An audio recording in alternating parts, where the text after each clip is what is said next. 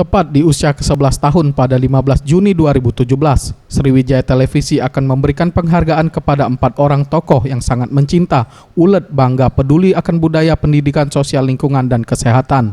Sriwijaya Televisi Awards bertujuan untuk memberikan apresiasi bagi sosok inspiratif yang ada di Sumatera Selatan. Para tokoh ini banyak memberikan dampak positif bagi lingkungannya. Mereka dipilih karena pengabdian di bidangnya sudah lebih dari 10 tahun dan menjadi pelopor di bidangnya. Ini terlahir dalam kondisi normal. Lestarikanlah budaya Anda sendiri ya. Dulu jauh berbeda. Kalau yang pertama kali Demolog, nah ini sejarahnya. Pertama-tama kali Demolog itu kan ada buku. Bukunya Arab Bondol. Nah itu kan dia baca Arab Bondol dibawa oleh Wan Bakar. Itu kan dari Malaysia terus terang buku itu. Asal mulanya. Di bidang sosial ada Syafitri yang merupakan pelopor bank sampah, Ahmad Musoli yang merupakan pendiri Jempol Mobile untuk para tunanetra. Nah, berawal dari mendapatkan hadiah itu, saya punya sesuatu, bukan beban ya, tapi menurut saya itu saya lebih cenderung ke amanah gitu.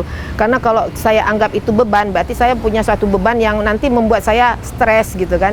Tapi kalau amanah berarti kita harus punya tanggung jawab gitu. Sejak kapan Bapak mengalami keterbatasan penglihatan? Untuk bidang kesehatan ada Titin Hartini dan Dian Puspita sebagai pendiri komunitas peduli kanker anak Sumsel. Di bidang pendidikan ada Slamet Riyadi, merupakan guru yang telah mengabdi selama 14 tahun di daerah Gelumbang. Huruf kol-kola, kita belajar. Memang cita-cita dari awal tuh Mbak. Dari awal pengen menyebarkan, pengen jadi guru, makanya di tarbiyah itu mengambil jurusan tarbiyah, Pak. Walaupun memang saya mengakui ada kekurangan, tapi saya berinisiatif, berniat untuk mengembangkan ilmu yang sudah saya peroleh.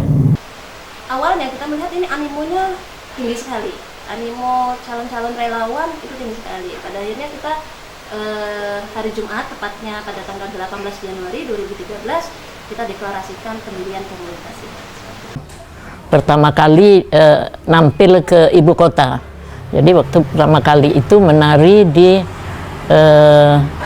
Ballroom Hotel Indonesia, kemudian waktu itu Pak Asnawi Mangku Alam juga waktu itu dia baru akan menjadi gubernur, jadi belum jadi gubernur ya. Jadi waktu kita menari itu, menari pertama kali itu tim Kesenian Sumatera Selatan, mewakili Sumatera Selatan ke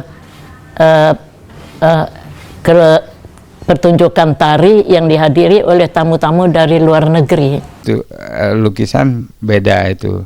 Jadi di sini ada nilai-nilai sosial yang lain, ekspresi pribadi lebih utama daripada itu sekedar untuk benda-benda pakai.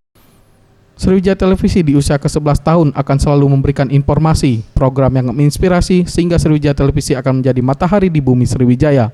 Tim Liputan Sriwijaya TV.